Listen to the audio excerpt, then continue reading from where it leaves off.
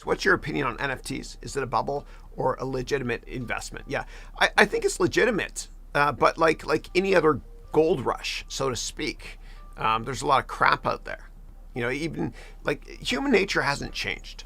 And when it comes to new investment opportunities, back in the 1600s in Europe, there was this tulip bulb mania where people bid up the prices of tulip bulbs thousands and thousands of percent. The bubble burst, just like it did in March of 2000 with the NASDAQ, just like it did in 2008 with the real estate crisis, and et cetera, and just like it does in all markets, right? Eventually, bubbles burst.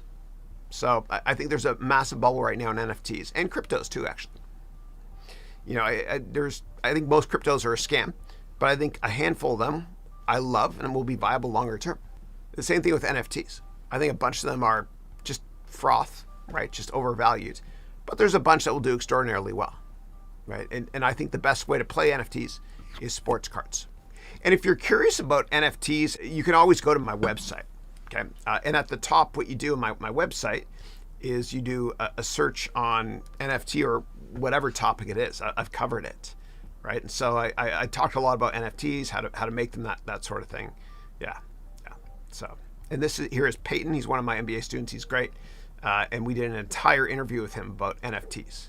And he runs circles around me when it comes to NFTs and everything. Yeah, so he's great. So check him out. Go to gamereport.io to learn more about Peyton Kalohaya.